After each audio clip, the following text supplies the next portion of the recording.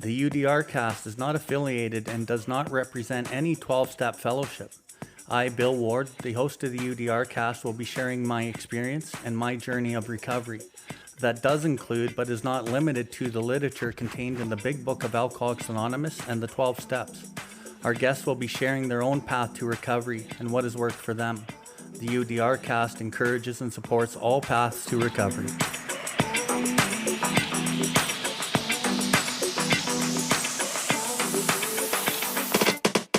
Welcome everybody to the UDRcast. UDR stands for Uncover, Discover, and Recover.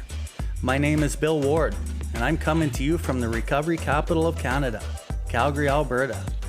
Here we are going to discuss everything recovery, different perspectives, different experiences, both with the people I know and with others from around the world. If you resonate with anything you've heard on this episode today, we ask that you share it with anyone who you think may benefit from it. If you have any questions or comments, please find us at BILLWARDLIFE and send us a message in the info section. We'll get back to you as soon as we can. If you are interested in more recovery content, you can find the buttons for the YouTube channel and other social media outlets on the homepage, and you will be redirected to those platforms. We can recover, one person, one family, one community at a time.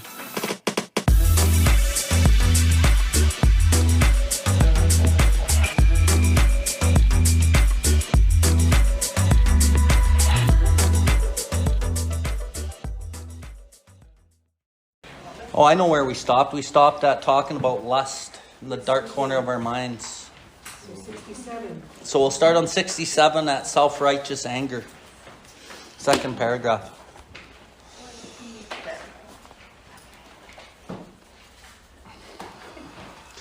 Okay, I'll go first.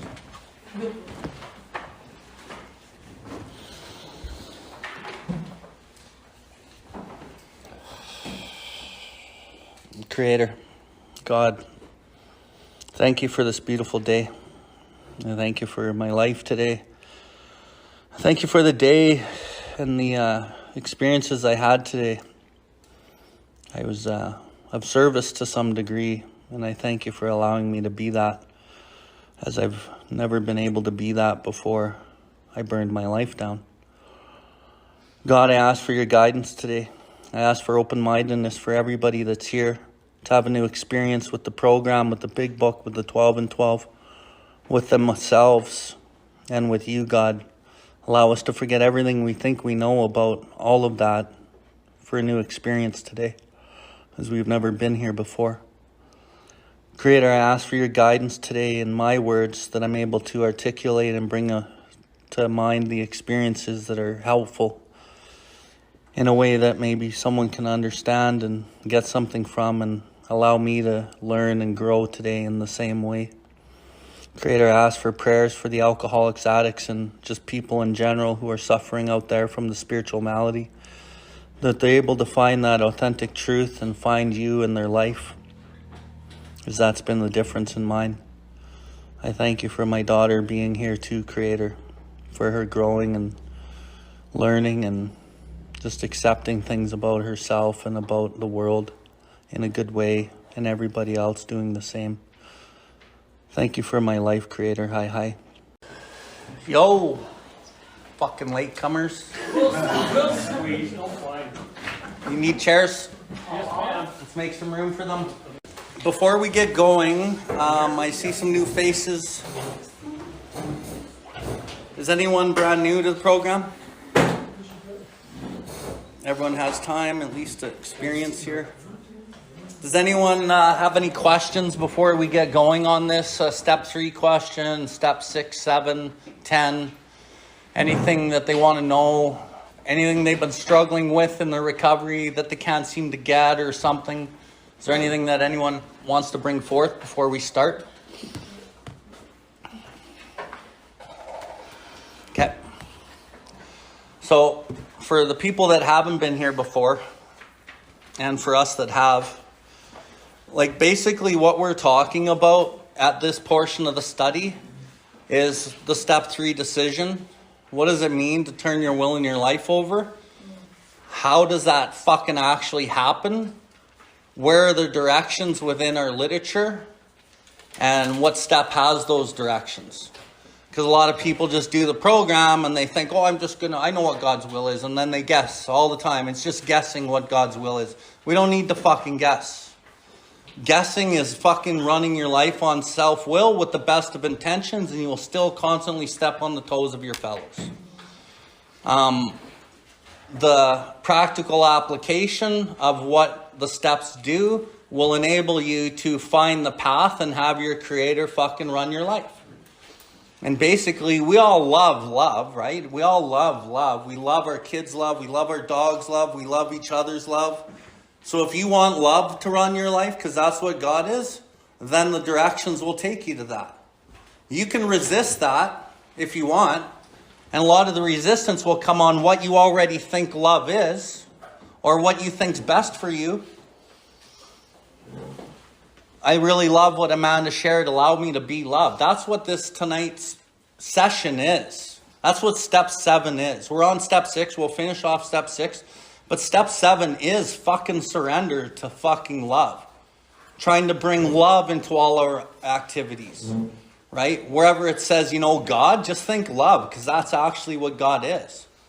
And I know that in the literature because it says it in the step 2 we agnostics. And it says it in different ways all through the literature. God is love. Love and tolerance of others is our code. That's what I fucking live by. And it might have to start with tolerate.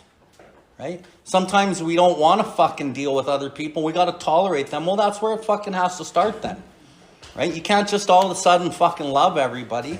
Because most of us don't even fucking love ourselves.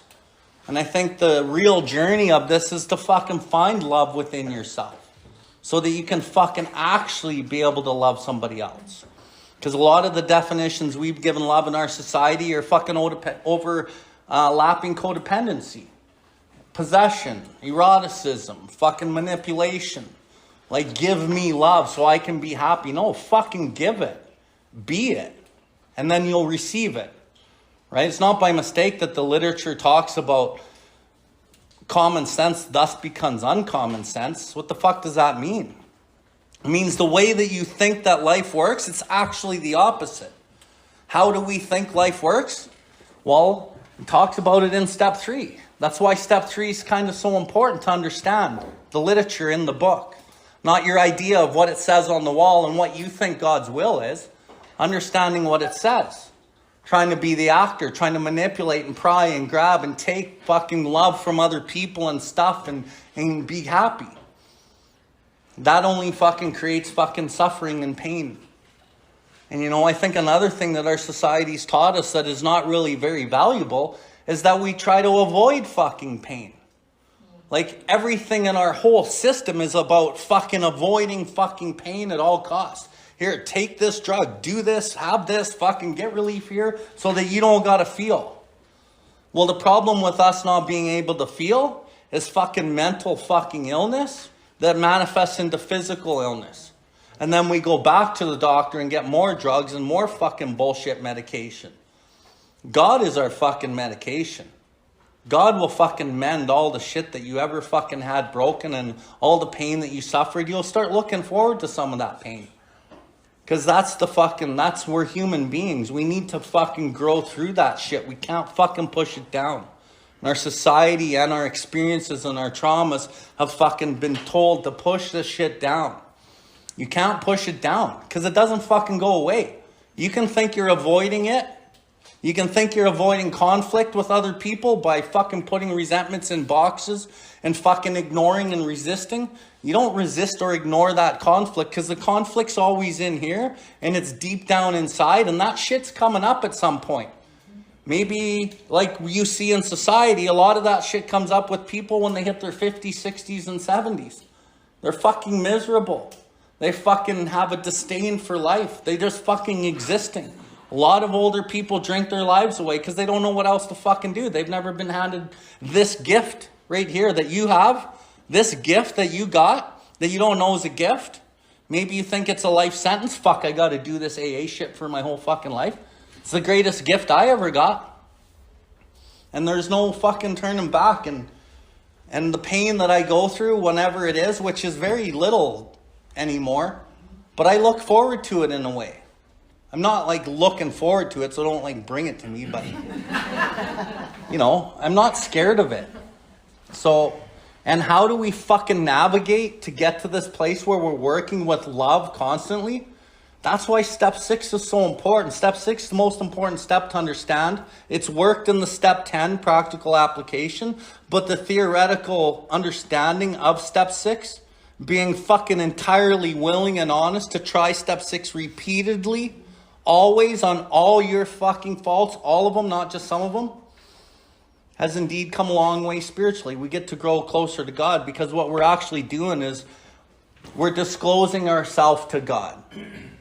And we are drawing nearer to God because part of God exists right fucking in us. So anyone here that's like looking for God out there, you don't need to go look anywhere. You just fucking do this work. Let God build with you, do with you as thou wilt, which is what step 6 is about. It's about taking my old building of self and allowing God to fucking come in with his demolition crew, fucking start ripping apart the fucking floorboards and the walls and the light fixtures within me, which are my ideas, which are my emotions and my traumas and my belief systems that I keep myself held in a box. I need to fucking strip that shit down and allow God to build with me and do with me as he will. Allow love to build with me and do with me as love will. And to do that is really fucking hard. That's why renovations are fucking painful. We're getting renovated. And we got to be a willing participant in it or it doesn't fucking happen. You resist it, you're going to fucking suffer. And you'll pick up a fucking drink. That's a guarantee. And that other piece of that step 3, relieve me of the bondage of self. That's not an accident, that line. I am tied to my own self-concernedness. Everything revolves around me and you guys for your own selves. That is fucking why we fucking pick up. Because everything's about me and I try to always take everything in my life to fucking fix me, but nothing fixes me like God. And we've already tried it all. And in the step 4, you get to see what you're fucking trying to fix yourself by yourself. You get to see why fucking you're failing. Which is why the step 4 is so important to understand step 3. Which is why the step 5 is so important to understand step 3. So if you see the fatalness of your condition through the 4 and the 5, you see the hopelessness and futility of life as you've been living it, then step 6 fucking means something. And if step 6 doesn't mean something in your recovery, you're fucked. Step 6 is so fucking important to have mean something. And then the step 6 journey is fucking hard. Because it means take away my difficulties. That victory over them may bear witness. Take away these fucking defects, these emotions, these attitudes, these belief systems, these judgments that I live my life by. Allow me to cast them aside so that victory over them may bear witness to those I will help. It's not about you getting happy. It's about you being of service so you can help other people out of the darkness into the light. And through that victorious word in that step 3 means there's a fight, man. The fucking principle behind step 10 is perseverance. Perseverance means to fight through. And when you fucking understand the exact application of step 10, you will understand what it means to fight through the fucking difficulties of my defects of character. And it's a fucking fight. But love or God can fucking dismantle any fucking fear or ego portion that you have that's trying to run your life. Because the ego runs on the best of intention, but it's actually running in fear. So it's the absence of love, which why it makes us feel worse, which why we're constantly fucking trying to seek more relief through the ego, through more things, because the ego needs to be fed constantly. Love needs nothing to be fed because love is full and complete and it will dismantle. And the proof in that is when you fucking argue with somebody and you're loving and they're fucking working in force and pride, they have so much ammunition, but if you're coming with love, they run out of ammo. And then they got nothing to say. And the thing about that person who's fucking saying mean things and doing stupid things, they're actually, maybe that's me. I'm dishonoring my own consciousness. My own consciousness is based in love. My own fucking guidance system is based in love. And to dishonor that, I create fucking guilt and shame at a level that I can't understand. Because the understanding that I have gotten in my life is from society and from everybody else who's doing the same fucking shit. Which is why no one's really fucking doing that well in this world. So we got a chance, and we got a chance to be the light. We got a chance to live happy. We got a chance to fucking help our kids, to help our friends and our families and other members. And really, in the step 9, it talks about our real purpose actually is to fit ourselves to be of maximum service to God and our fellows, to all people. But Bill W., who wrote this literature, was really smart. Him and God wrote this together. They were smart. They used my greatest deficit as an addict alcoholic as my greatest asset. So I can start the journey of helping all people by helping somebody that's just like me, who suffers from the defective character and who wants to medicate it with a substance, who's crossed the line with their substance abuse. And really, this disease, it's a dis-ease of your spirit. It's a spiritual malady. Has nothing to do with fucking just the substance, because the substance is not powerful. Your brain that needs that fucking relief when the dial goes off because you're fucking living in self, and it goes tick, tick, tick, tick, tick, and your mental defenses of not drinking stop working, because at a certain point that will happen. Bing, as I succumb to the desire again, as so many that do. I put it in my body, and then the phenomenon of craving, the allergy of my body sets off, and I'm no longer drinking to escape fucking life. I'm drinking to overcome a physical craving beyond my mental control. And when I put it in my body the first time after that period of sobriety, I get a sense of ease and comfort that comes at once by taking the first few drinks. But with us, that sensation that when it used to work, it doesn't actually work anymore. Because the sensation is so elusive. It's now elusive. You don't get it anymore. It doesn't work for us anymore. So we got to fucking bring God into the alcoholic cycle. And the alcoholic cycle is, just a quick recap, I'm restless, irritable, discontented. Unless I can again experience the sense of ease and comfort that comes at once by taking the first few drinks. Drinks that I see others taking with impunity. As I succumb to the desire again, as so many do, the phenomenon of craving develops, and I go through the spree after that. And then I emerge remorseful, and I swear off with a firm resolution not to fucking do it again. And this was repeated over and over and over and over, unless this person can experience an entire psychic change, which means a rearrangement of the way that you think and you perceive life and yourself. There's very little hope of your recovery. And the thing about the alcoholic cycle that I really hone in on in this study is I'm restless, irritable, discontent because I'm in self. Unless I can again experience a sense of ease and comfort that comes at once by my defective character. My anger. Because I get what out of anger? I get a sense of power and control. But it's based in the absence of love, and it needs more of that shit. Or I put porn in there. What's that fucking doing? Gives me power, gives me control. It's false. Gambling, I put in there. It's a sense of power and control.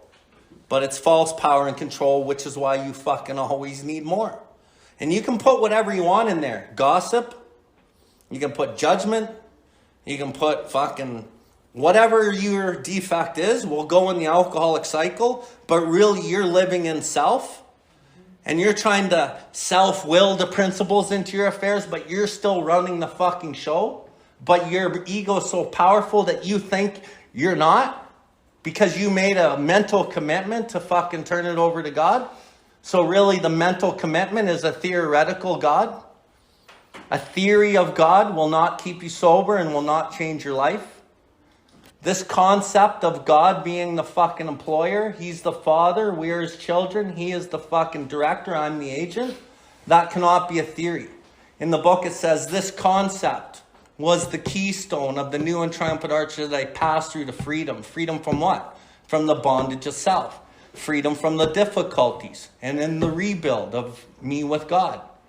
So unless this concept turns into reality, I will fucking run the show and I will probably drink. So how do we change this from a fucking idea, just a concept, me guessing what God's will is and hoping and wishing, praying in the morning and praying at night, thinking that I'm fucking doing God's will because I feel happy? I fucking look at it in my step 10. My step 10 is fucking where these 6 and 7 steps are working. And mostly step 6 will be worked in your step 10, because when you've worked enough of step 6, you're going to be over the hump. You're going to be on your way to working with God. So the step 10 portion of the 7 and the 10, it'll just become natural. So you're not forcing the 7 in the 10. You have to force the 6 in the 10. And by following the exact directions, you're forcing the 6. And it's fucking hard. But it's fucking a necessary part of this growth. And the fucking pain in it is fucking hard. Okay, so can you give an example of one of your 7s, like one of the first 6s that became a 7 for you? My anger, yeah. I'll use judgment, actually. So I would always like sit in the rooms and I'd fucking see people sharing and watch people. And I would look at I'd hear their opinions. I'd hear their viewpoints. I'd watch their shortcomings. And then I'd fucking judge them on a basis of wholesale condemnation, but I didn't even really know them. And then whenever they talked, I'd be judging them and calling a fucking asshole in my fucking mind. And I'd be like, fucking just shut up. You've talked for like 1 minute already. You know, or whatever. It was many different judgments. Like, I'm very judgmental, right? We all are. And when we accept that, because part of us, we know that that's not a good trait. So a lot of us won't even acknowledge that part. And without acknowledging that, you can't work out of it. So I acknowledge that. And then I'd be in meetings and I'd be like, okay. And then I remembered I have to be willing, fucking without reservation, to try this on all my faults all the time. So I realized that and I would start praying for people even though I didn't really mean it. But then it started working, right? It's kind of like the 552 resentment work on page 552. So I just kept doing it. I kept doing it. Or I'd lash out in anger and I'd fucking say shit to people and I'd be like, fuck, I'm trying not to do that. And I'd say, like, you're a fucking asshole like 500 times in a row. But I've been trying to work on it for 500 times in a row. I just can't catch it. But I'm willing. And then on the 501st time, I'm like, fuck, this is where you usually call this guy a fucking asshole. I'm like, fuck, thank you, God. And then it worked. I didn't really like him, though, still. Right? But it worked. Something worked. That little millimeter. I always talk about a millimeter because it is a millimeter, man. It's like one little fucking speck out of a whole journey of millimeters. And then I did it again. And maybe I fuck up for 200 times in a row. And then I caught it again. So out of, let's say, 100 times where I caught it once, now I can fucking flip it over the 7 years that I've been working. And I catch it like 95% of the time and 5% it slips by. And that's the difference between a defect and a shortcoming. The shortcoming is I'm human and I'm fallible and I'm going to fuck up. But I have a desire to fucking do the best and be the best and seek God's will. But every now and then, you know, that's why we don't put people on pedestals, because even the best people in the program, they're human and they're going to fucking disappoint you. Wouldn't you say that the seven is formed when you realize that it's working better than your 6? Yes. You start seeing the benefits of doing that hard work, and you start, holy shit, I'm not in conflict with people because I've kept my mouth shut. And I feel better because I've forgiven. And you just see the benefits of it. In the step 7, and we'll really highlight that tonight because it actually talks a lot about that. But the step 7 surrender is really the ultimate goal of this whole program. And when you look at the step 3 prayer and the step 7 prayer, everyone who does those 2 prayers, most sponsors give people those 2 prayers, they look the same. Everyone kind of thinks they're the same. They're fucking totally different. They're totally different in the respect that the words that they use at the beginning and the end of the prayer are fucking way different. They have way different definitions. And when you really extrapolate like the words and what they say and mean, the fucking whole system of what you thought it was changes. Right? So I'll break that down a little bit too. And like a lot of the reason why I'm like so passionate is because this stuff worked. In the step 6, it says, ask any AA member and he will answer with a prompt affirmative that this is about the biggest fact of his life. The step 6. It's the biggest fact of my life. It's the most important thing that I learned in the program was to try really fucking hard, not on my own. Because I could wish to be moral on my own. I could wish to be philosophically comforted. I could will these things with all of my own self-will, my own might. But the needed power, God's power, was not there. And I failed utterly. I have to have God's help in the selfish, self-centered nature of who I am. And if I don't, it will fucking kill me. And if I'm not dead 6 feet under... Anyone know what it's like to be fucking a walking dead person on this earth? Right? It's fucking almost worse. So we don't have to live like that. You know, when I met someone today that I've known in the program, you know, they were doing the things, some of the things, not all of the things. And that's the other thing is there's things to do. There's like 5 really important things that you do. You fucking do your inventories. You go to fucking meetings. You fucking do your steps. You fucking sponsor. You pray. You meditate. Like there's things and you don't stop doing them. The one that people won't do is sponsorship. What happens with inventory is inventory becomes very selfish and self-centered from the individuals in this program because they don't want to do the sponsorship because it interferes with their life. But they don't fucking get it. That is life. Through sponsorship is life. It's like an IV drip into my vein of fucking God dope, sanity. And the sanity manifests into all aspects of my life. And I think it's a burden at first. But through the sponsorship, you heal. The problems we think arise out of ourselves. And the Alcoholics is the most extreme example of the self-will run riot. I heal every time I open the book with somebody. It's the fucking greatest part of the program. But it's the most avoided. So the inventories become paramount to everybody. Why? I want to feel good. I want to feel good. And you felt so good from doing so much inventory in the beginning parts. After the first 2 years, it's all inventory. Fuck, I need to do another set of steps. I need to do another step 4. Listen, it's I. Right? It's not about I. It's not about you feeling better. It's about the step 3 fucking decision where you do this so you can serve. Step 7, surrender. Allow me to go from here and do your bidding, God. Without my original thoughts or ideas. This is about fucking service.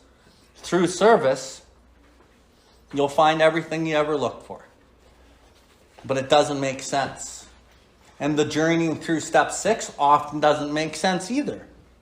It's like, why wouldn't I stand up for myself? Why wouldn't I call this guy an asshole? He just called me an asshole. You know, why wouldn't I fucking take that fucking opportunity when it was given to me? Why wouldn't I? And it doesn't make sense. Common sense will become uncommon sense only if you fucking work what I'm talking about and understand it. And it's down the road. Because as you jump on those opportunities right now and you get the benefit or the seeming benefit of whatever it is in that opportunity right here, right now, doesn't actually honestly benefit you down the road. You get a self fucking justification, a self satisfaction now, but through the relinquishment of that and saying no and the fucking pain of saying no, and trying something different and going down the road, the character gets built down there. The thing is you can't fucking see it. All you can do is believe what I'm saying, and you can't fucking just sign your lives onto what I'm saying. You got to experience it. But to experience it is fucking scary shit. Because it's risky. But really, it's not risky. It's the way to go. You just don't know it yet. So, the step 6 journey is fucking hard. This is what I want to highlight. Don't give up. Just know when you're going through the pain and everything fucking sucks, And it's like it's always been this way and it's always going to fucking be this way. No. Look at the facts. You always got to look at the facts because we're driven by fear and self-delusion. And when you look at facts, you see the fucking truth. It hasn't been this way. Look where you started. Look where you are. Talk with your sponsors. Talk with your pillars. Allow them to help you show the facts, see the facts. Because left to your own, you have a mental fucking illness. An illness of this sort, and we have to come to believe it is an illness. That line in step 1 is important. An illness of this sort, hyphen, and we have come to believe it is an illness. You have to come to believe you have a fucking illness. Without understanding step 1, you won't understand your fucking illness. You won't understand the need to do the rest of this work. And that's just to stay alive. But really, that's just the crumbs. When you get fucking down the road in the God dope, there's fucking nothing else will do. Seriously. So, now we're going to finish off with a few defects on 67. One that I struggled with a lot, that I had to fucking look at a deep level within myself. And like even the most passive of people who are calm and they tell themselves they're nice, you even have to look at this, okay? Because the passive aggressive really suffers from self-righteous anger. But they often will convince themselves that they don't because of what they think they are. That's why pen to paper is good. That's why working with somebody else who's experienced is good, because they can show you, fuck, what's that? If that's not self-righteous anger, you think you're better than them, you just didn't say anything. Right? Because they're quiet, you know? Just because you're quiet and you're nice doesn't mean you're fucking spiritual. You know, that's what a lot of people think. Oh, I'm spiritual, I'm quiet, and I'm nice, even though you're fucking being eaten inside by your own self. So that's the anger, like inside you that you never, like the right self. Some people will voice it. The egocentric alcoholics, well, they'll fucking voice it. But a lot of passive aggressives, they hold it in. And it basically brings us back to the other page where it talks about who doesn't like to feel a little superior to their fellow or a lot superior. The passive aggressives still like to feel superior. They just don't have the fucking balls to voice it. So they keep it in. So really, not, like I said, don't have the balls. It's the exact same issue. It's just in reverse. One's pride over eccentric. One's pride in reverse. And when people think of pride, they think of, or ego, they think over the top. Well, there's the ego that's fucking underneath that's in reverse. It doesn't matter what it is. It's absence of God and it's in fear. You're in a fear. But you could have told me I was in fear when I was in my addiction or before. I would have said, fuck you, I'm not in fear. I'm fucking fearless. Really, until I...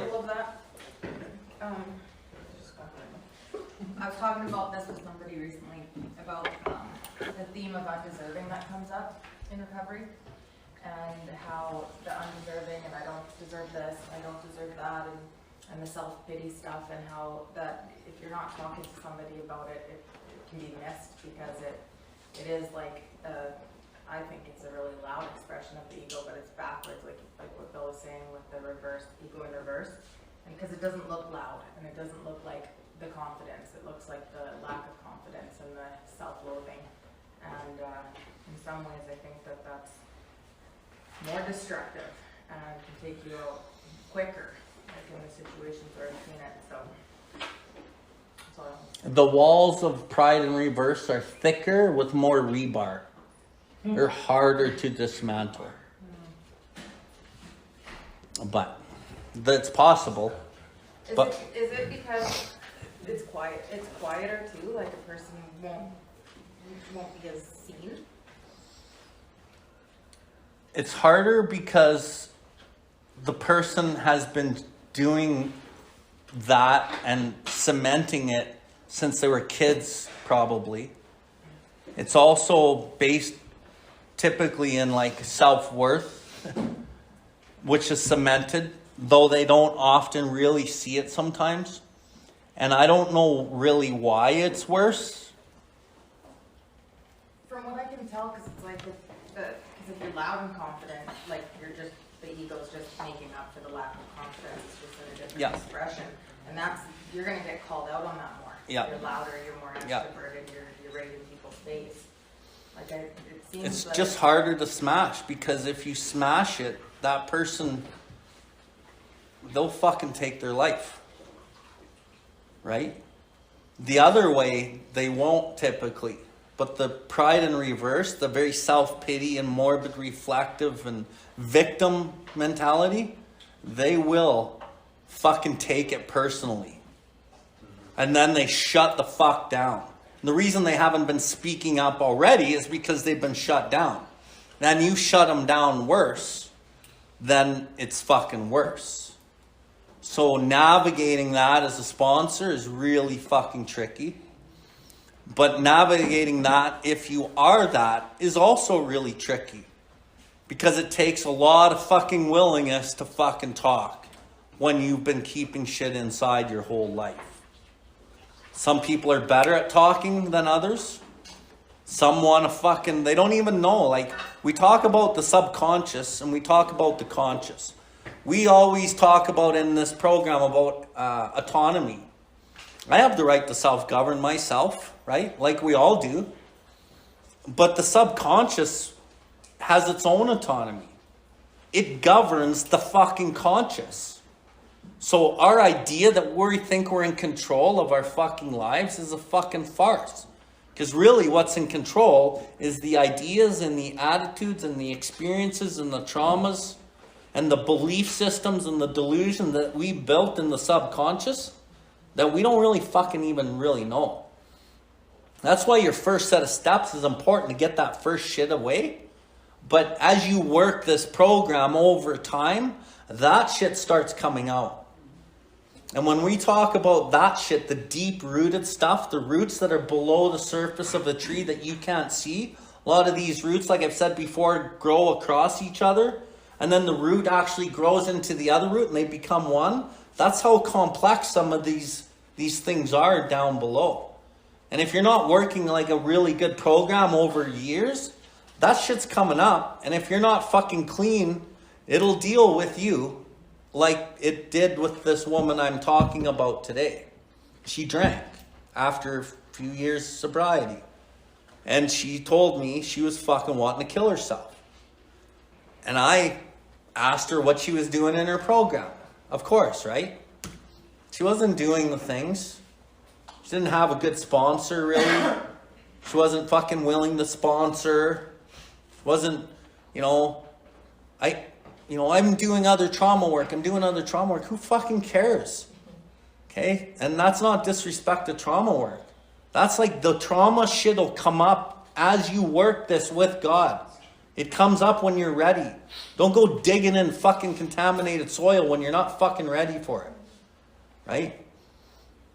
So by working the real program daily, minute by minute sometimes, it's fucking important. But the ego wants an easier, softer way because that's what it always has done. We got to fucking do the harder shit here. And that is exposing. So before I start reading... Don't go yet, I just got one more thing to say about this. When a person is on the flip side of the humility, right? So if you're taking an honest appraisal of yourself, and then you're helping somebody to do that. On the confidence end, it's like you go into it and you're harder on them trying to smash it. But wouldn't it be on the other side to give a realistic idea of what's going on and build them up?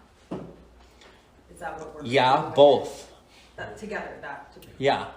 Bring it into balance. Yeah. And that's what you find works with the people that you work with? You gotta fucking do it in both ways. You gotta beat them up a bit, but you gotta build them up. And learning how to fucking call on God's power to do that is where it'll work. If I'm using my own ego to do that, I'm probably gonna hurt them. And most people, when you start sponsoring and you find one of those people, you're going to be like, I don't know what the fuck to do. And you're going to not want to work with them because you don't know how to fucking do it. That pushes you closer to God. That's where you got to call on God's power. That's why I always say, don't rely on your own shit. Rely on God. In that moment, you fucking pray and you ask for his guidance. You don't have to fucking talk and answer because they expect you to. Take a minute, pray, ask. God, I need help right now. And you'll find that power that is not yours in the moment. You'll be able to fucking find the balance with that. But most people will kind of run on the easy way, right? But I've learned more from the depressive and the fucking victim alcoholic than I probably have with the egocentric. Because the emotions and the fucking deep-rooted shit is so strong. And it taught me patience. You give me a guy that needs a fucking tongue lashing, ego smashing, I'm fucking all in. Now give me a depressive, can't do that. So it teaches me how to build compassion, how to get them to open up so they can tell me their story. Right? Brené Brown just did a video. She said it took her 22 fucking years to figure this out. And I laughed. I'm like, took you 22 fucking years? Took me like 4. Right? Her thing was, you know, we're always trying to put ourselves in other people's shoes, you know, trying to put ourselves in other people's shoes and try to build the empathy for them through that. She says it didn't really work because all we did is we catered to their biggest deficits. Oh, it's going to be okay. You know, fuck, it's okay. It's not fucking okay. It's not okay. Now, the best way to get to these people is to let them tell you their story. Spend time with them, right? That's what sponsorship does. It took Brené Brown 22 fucking years to figure this out. She wrote books on this shit and realized she was wrong. And I'm sitting here, fucking drug addict, alcoholic, sponsor, going, I fucking figured that out 4 fucking years ago, biatch. But it's a natural part of what we do. You have to let the person talk. You gotta fucking let them talk and tell their story. So that you can actually understand what their fucking plight is. And know that you'll never understand because you're not them. But you can have a pretty good idea. Yeah. I think it's also like really important too to know the difference between empathy and sympathy in those situations, right? Because being sympathetic is never really good for the other person, but like not a lot of people really understand the difference between empathy and sympathy, right? So I know I still have trouble sometimes with the whole getting the two mixed up, right? And just how to go about that. And that's what the program teaches us too, is the difference between what words mean. Like a lot of in the book, it says our old ideas. Our old ideas are what we think that words mean. You know, I thought I knew what honesty was. I had no fucking idea. What I did learn, though, is I learned how to grasp and develop a manner of living which demands it. That's really what we're doing, too. Looking for a way of living that demands rigorous honesty. Rigorous? Almost nobody answers this question correctly unless they've worked with me. What's rigorous? Everyone thinks you go at it hard. No, that's vigorous. Rigorous means accurate. You got to get accurate with yourself. But how do you get accurate when you got a brain that rationalizes and justifies fucking the most errant bullshit to suit your actions in your whole life and your inaction in your life? And a pride that doesn't want to admit that it's wrong, and all these traumas that want to be justified, like it gets so fucked, right? So, like, doing sponsorship allows you to heal all that shit, learn how to accept it on your own. It's pretty fucking deadly. Okay. So, self-righteous anger. Janine, anything else? You want us to talk more about Brené? No, I don't. Self-righteous anger can also be very enjoyable. And if you're doing this work on your own, tie it back to the paragraph at the bottom of 66, superiority. Because you'll reveal some shit. And especially if you meditate on this stuff, you'll reveal some stuff. Do you need a book? No, I'm reading with that. Okay. We can actually take satisfaction from the fact that many people annoy us. Fuck yeah. Right? For it brings a comfortable feeling of superiority. Gossip barbed with our anger. A polite form of murder by character assassination. Look at how he wrote that. Murder by character assassination. How many people do that in this fucking program? It's like fucking riddled with that shit. There's 2 fellowships in the program. There's the fellowship of the Spirit and there's the fellowship of tradition 3. The people in the fellowship of the Spirit are working on this shit. The people in the fellowship of tradition 3 aren't typically. They're doing it to look good. But if you really want to dig in, then we fucking try this stuff. Right? One of my defects is I will fucking like talk about people, certain people. But only with my buddy. Right?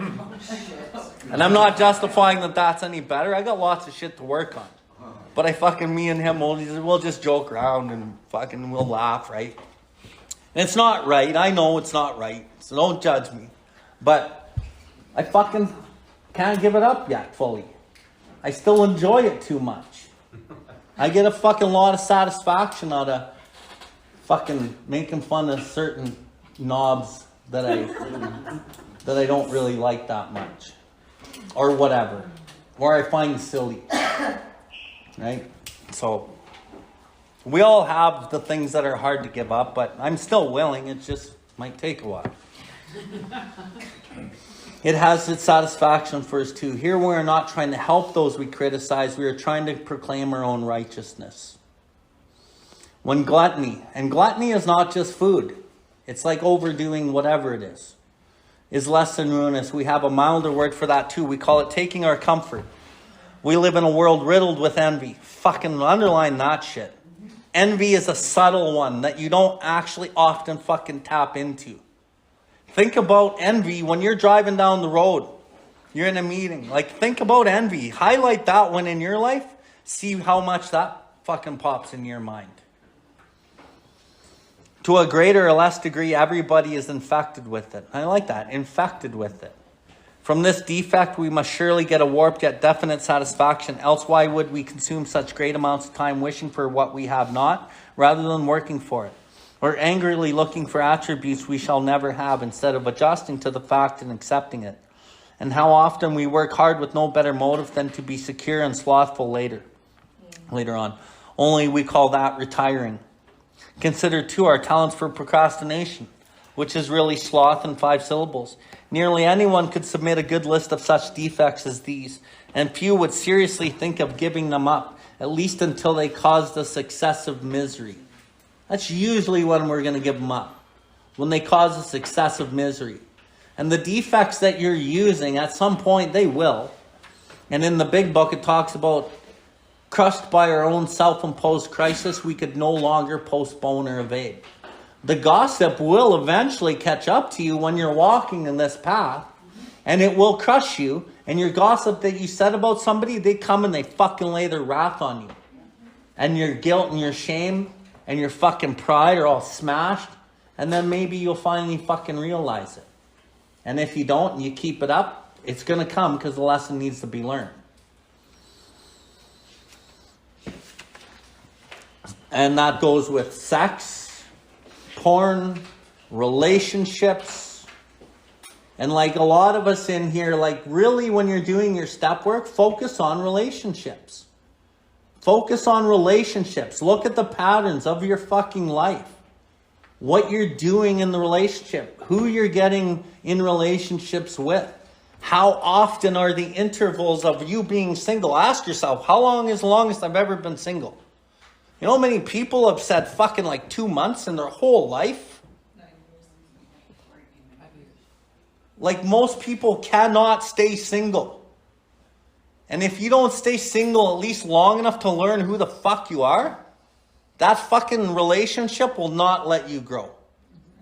Because now you've made something else God, even though your ego says you haven't.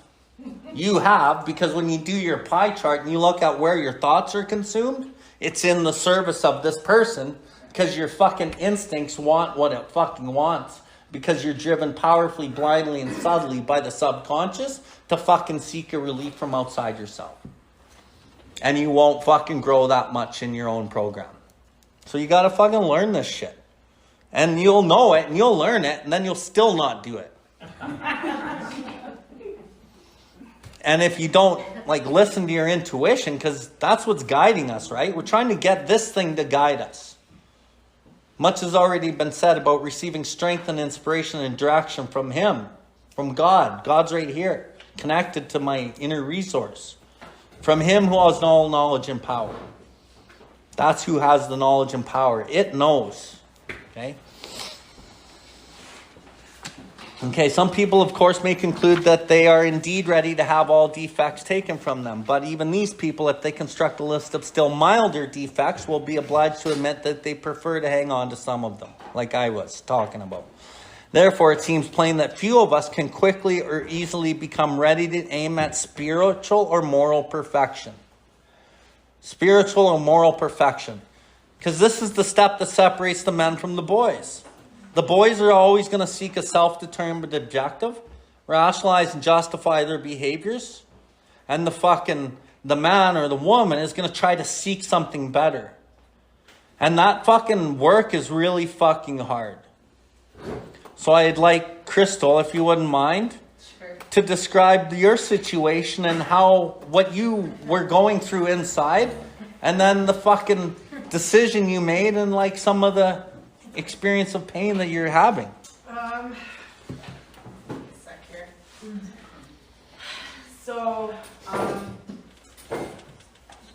I'm pretty sure, well, like pretty well 100%, 99% sure my license expired last year on my birthday. And I knew that, but you know, it was easy for me to continue driving. I mean, my vehicle's insured and registered under my kid's dad's name. He knows and he didn't care, so I figured that was okay. I'm not, you know, lying to him and saying I have it or whatever, and I was justifying it and rationalizing it, and you know, I need my vehicle to get to these meetings, or I'm doing all this service stuff and all this stuff, and it's helping me with the kids and whatever, but it was really building up, and I realized last week, because Bill was talking about, you know, reservations and hanging on to that one thing, and just everything that he said in this big book study last week really hit me. And I mean, it's something that's been building for the last like couple months. You know, I'd reached out and talked about it, you know, about a month and a half ago or 2 months ago or something like that. But I wasn't willing. You know, I was willing, but I wasn't. You know, I was praying about it, and I just continued to drive. Well, I even took on a job where I was doing deliveries. So I went in the opposite way, you know, where I'm like, not only do I know that I'm doing this, but now I'm willfully like doing more of it. Well, then my car broke down, and it's like, you know, God was saying no, right? Like, you're not going to do this, I am. So last week after the big book study, and then it really hit me when Bill was talking about step 11, meditating and praying, and I realized that for probably, you know, the last week and a half or whatever leading up to that big book study, I hadn't been doing as much in my step 11, right? Because it was getting really hard, because I felt like God was talking to me, but I wasn't listening. So I would have this block, right, with my connection that I'm still building with a higher power. And it got too painful, you know, and it was like, you know, I just got a job close to my house. I live right by the train station. My kid lives, like, you know, his dad lives in my same community. Like, everything's so close. I'm so set up, you know, that I don't really need to drive. It's just I was taking my will back there and justifying it, and I had the best of intentions. But finally, I dropped my car off at my kid's dad's. And I said, until I pay off my tickets and renew my license, I'm not going to be driving. And then he dropped the car back off, and I thought, ooh, this is God rewarding me, because he didn't really And so I still was having a hard time, and I reached out to a few people, and someone in this room actually called me back and said, so you did the right thing, and what happened? And my head's going right away to, I got rewarded, right? But, you know, I was being tested, and, you know, it's been really hard. It's been a hard week. A really emotional week. But as soon as I like made that decision, I found that I started talking about it in my head, right? Like it's there again, and I know I did the right thing. It doesn't make it easy. Yeah. Thank you.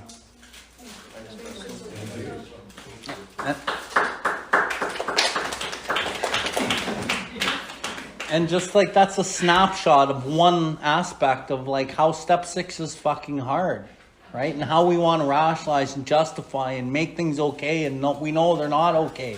And how that it was blocking her off, and it took her away from her step 11s. Why? When we retire at night, we constructively review our day. Were we selfish, dishonest, or inconsiderate? Is there something that needs to be discussed with somebody immediately? She doesn't want to fucking look at that, right? And like that shit's all dishonoring ourselves. And then we start feeling worse, right? And then we start feeling like fraudulent. And it's just like, fuck, man. And then eventually you do enough of that shit, you're fucking picking up a drink, right?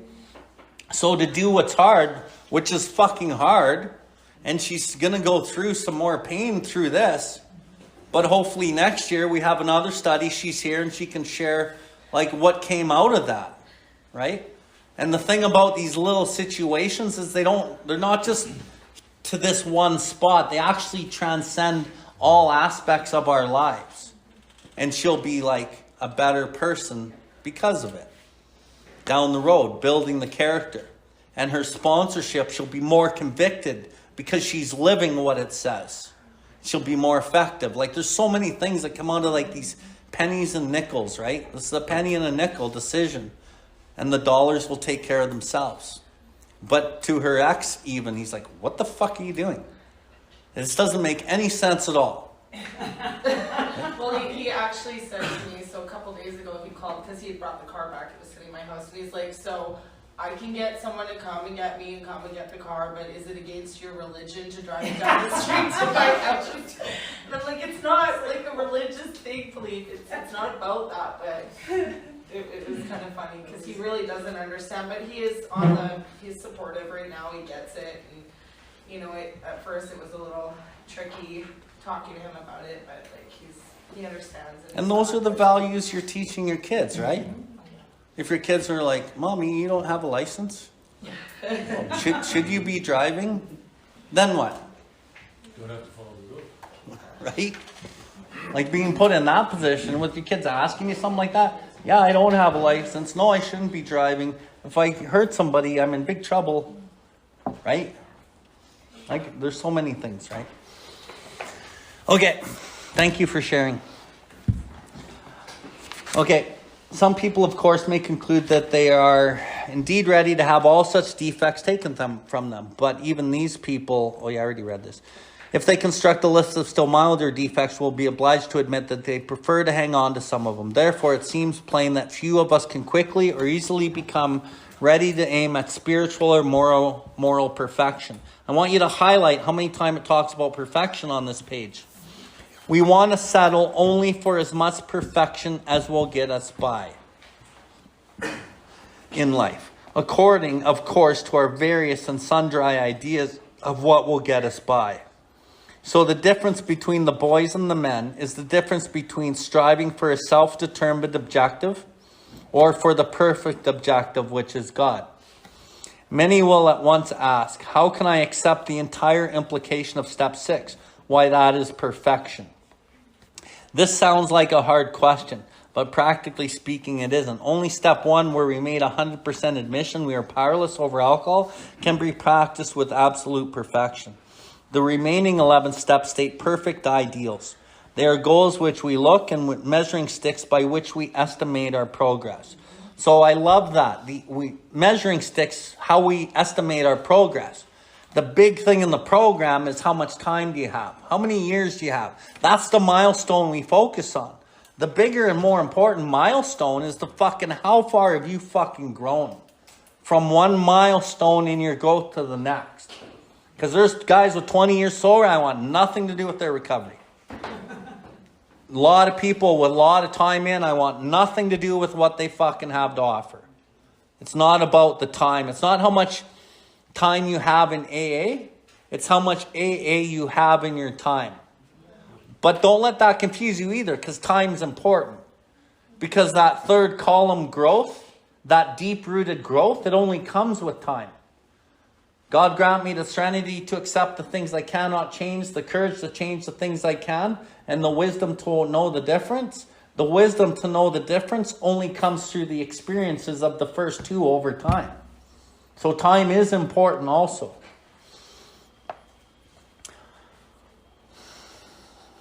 They are goals to which we look and the measuring sticks by which we estimate our progress. Seen in this light, step 6 is still difficult, but not at all impossible. The only urgent thing is that we make a beginning and we keep fucking trying. And remember, when we make the beginning and we keep trying, it's any person capable of enough willingness and honesty, rigorous honesty, try repeatedly. Step 6 on all his faults without reservation. That's what we're trying. Not some of the time on some of my faults. Part of step 6. Being half-assed honest and kind of willing. Because we can misconstrue anything to suit us, right? So just to be clear on what that's fucking saying. If we would gain any real advantage in the use of this step on problems other than alcohol, which is why we're all here, then we shall need to make a brand new venture into open-mindedness. Getting out of what you think is best. Trying something different. We shall need to raise our eyes towards perfection. And be ready to walk in that direction, even if everybody's walking the other direction. Because everybody else is going to walk in the other fucking direction. Trust me. You're going to have 100 of you. 2 of you are going this way that we're reading. The other 98 are going the other way. That's a fucking guarantee. But what are we doing here? We're trying to be spearheads. We're trying to fucking be the leaders. Fucking find that authentic truth and quit selling ourselves out for fucking shit. Because selling our souls for fucking men and women, jobs, money, gets you fucking nowhere in your truth of self. It will seldom matter how haltingly we walk. The only question will be, are we ready? And not everyone's going to be ready. So pray and ask Creator for the people that you need in your life that can help you. Because you can't do this alone. And if you ask Creator for the people, He'll give them to you. But if you just go try to find them yourself, it's not going to work out as well. Everything should be prayer in your day. Every single thing. Your whole prayer should be a day of prayer.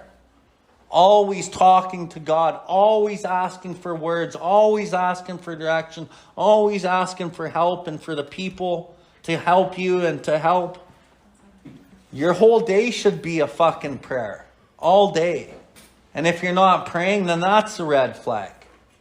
We're trying to get really conscious companionship with God. Looking again at those defects we are still unwilling to give up, we ought to erase the hard and fast lines that we have drawn. Meaning, you don't fucking say yes for sure and you never say never. Jason loves the hard and fast lines line. Perhaps we shall be obliged in some case to say that this I cannot give up yet. But we should not say to ourselves, this I will never give up. So again, just to highlight, we never say never and we never say for sure. And that doesn't matter what it is. Right? I talked last week about, the best friends were friends forever. Like, that shit's nonsense.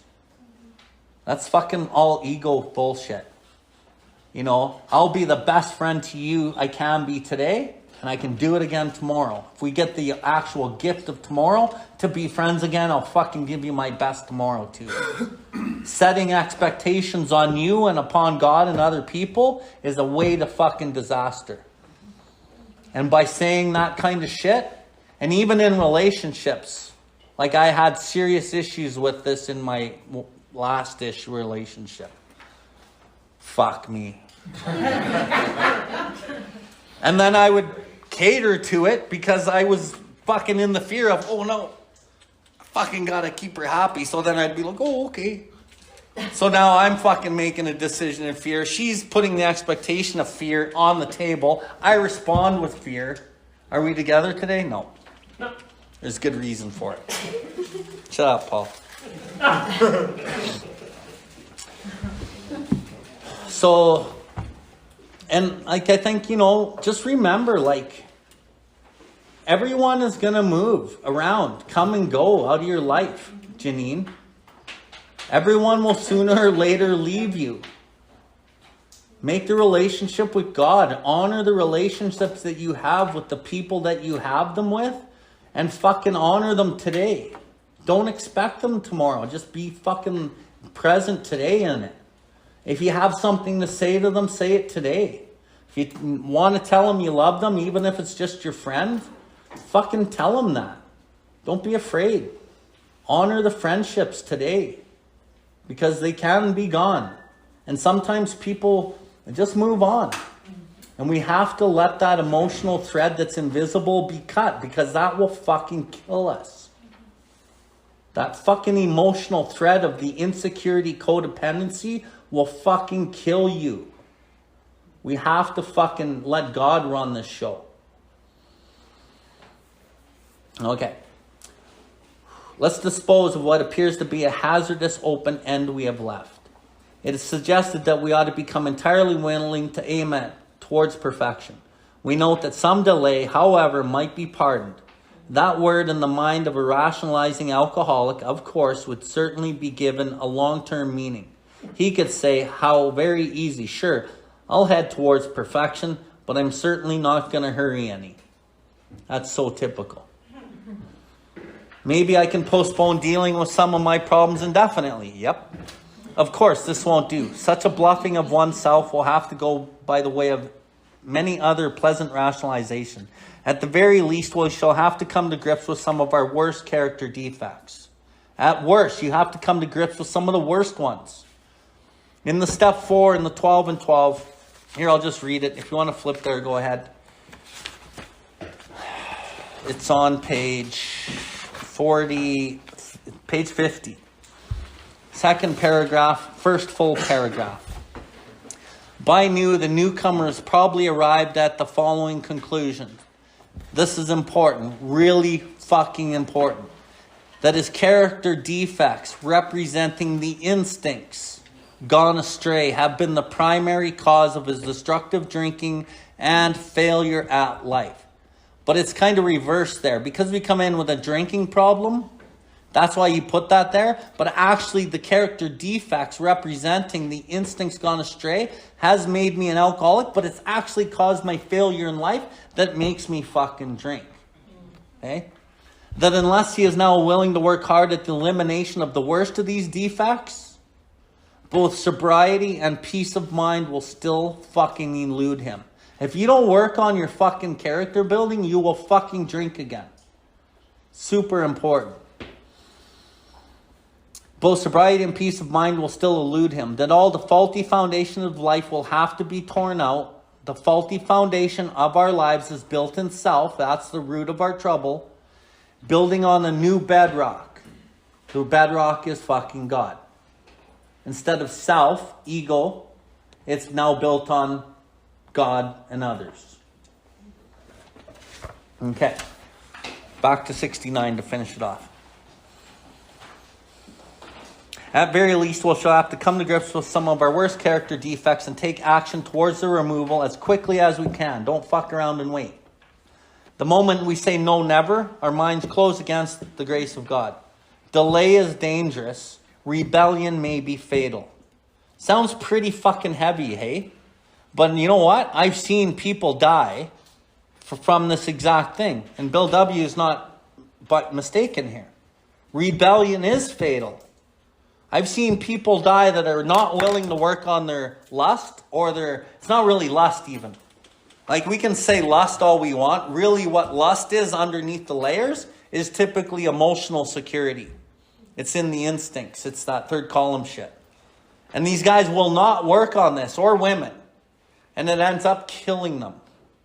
And if they're not dead 6 feet under, they're in a relationship that they fucking can't get out of, and they're too afraid to get out of. Just like half of our fucking society. Well, isn't it true, Paul? Yep. I've been in a relationship for decades. For a good reason. 3 ex-wives. So delay is dangerous. Rebellion may be fatal. This is the exact point which we abandon limited objectives and move towards God's will for us. So it says this is the exact point that we abandon our own self-determined objectives and we move towards God's will for us. Worked in your step 10. Thank you for tuning in to the UDRcast. We hope you have enjoyed this episode. The viewpoints and the opinions expressed today were solely of the individual sharing them. If you resonated with this episode, please follow us and share this link with anyone that may benefit from it. Please visit us at BILLWARD.life to see everything that we have going on. We can recover, one person, one family, one community at a time.